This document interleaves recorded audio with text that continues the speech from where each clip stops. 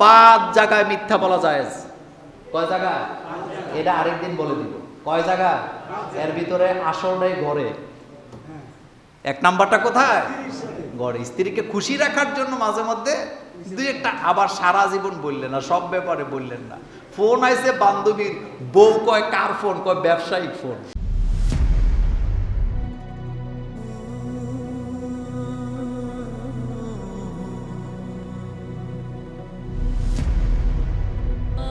Al Wasatia, enjoy the Quranic message.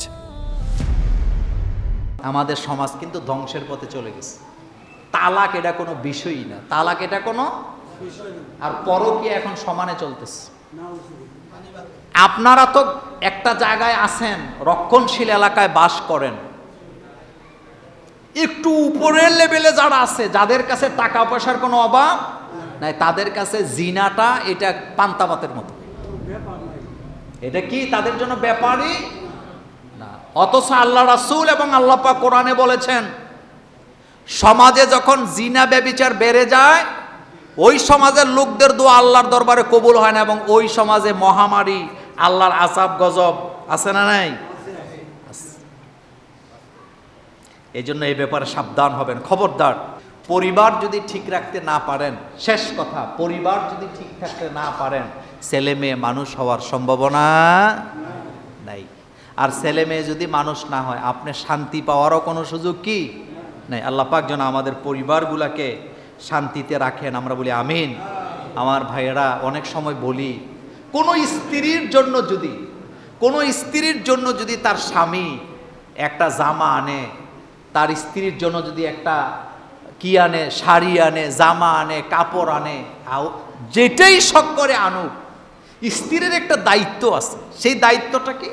স্বামী এটা কম দামে আনুক, তোমার অপছন্দ হোক, এরপরেও স্ত্রী যদি বলতে পারে যে আলহামদুলিল্লাহ, আপনি যেটা আনছেন আপনার চয়েস আছে, এটা পড়লে আমাকে মানাবে, অনেক ভালো হয়েছে জিনিসটা, তাহলে স্বামীর কলিজাটা ছোট হয় না বড় হয়? ভবিষ্যতে আরেকটা কিনে দিতে মন চাইবো। কিন্তু যেই নারীরা নাক ছিটকায়, এই রে কি আনছো, এটা নি তোমার পছন্দ, দিছে তোমারে ঠকাইয়া, দিছে তোমারে বাস দিয়া, তাহলে এই স্বামী ভবিষ্যতে স্ত্রীর আর কিছু দিবে? সম্ভাবনা আছে? এই জন্য মা বোনদেরকে বলি, তোমরা সতর্ক হও। স্বামী যদি কোনো কিছু দেয়, তুমি এটা ভালোবাসার স্বরে গ্রহণ করবা, মাশাআল্লাহ আলহামদুলিল্লাহ, আপনার চয়েস আছে, এটাকে পড়লে আমাকে মানাবে, আপনি দিছেন আলহামদুলিল্লাহ, বদলা বদলি নাই, যেটা দিছেন এটা আমার জন্য অনেক কিছু। এই কথা বলার স্ত্রীরা কখনো স্বামীর অবাধ্য হয় না। আবার স্ত্রী যখন রান্না করে আপনার কাছে কোনো কিছু নতুন খাবার নিয়ে আসে, আপনি এটা দেখার পরে বলবেন, এই রান্না লবণ হয় নাই, মরিচ বেশি হয়েছে, হলুদ হাতে লেগেছে, এরকম বললে ভবিষ্যতে আর খানা মিলবো?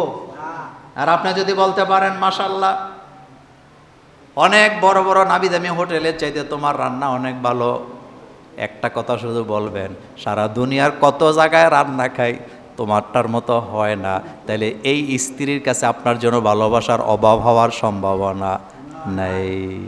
শুধু এই কথাটা বলবেন যে খাই তো সব জায়গায়, কিন্তু তোমারটার মতো অনেক জায়গায় ভালো ভালো রান্না খায়, কিন্তু তোমারটা আলাদা, স্পেশাল। তাহলে এই জায়গায় ভালোবাসা বাড়বে না কমবে? আবার এখন মনে মনে চাই কইতেছেন, মোল্লা ভাই এটা তো মিথ্যা কথা হবে। বউয়ের সাথে মিথ্যা কথা বলা জায়েজ আছে। খুশি হন নাই? খুশি হন নাই? তো মিথ্যাটা যেন কাঁচা মিথ্যা কথা না হয়। সেটা কেমন?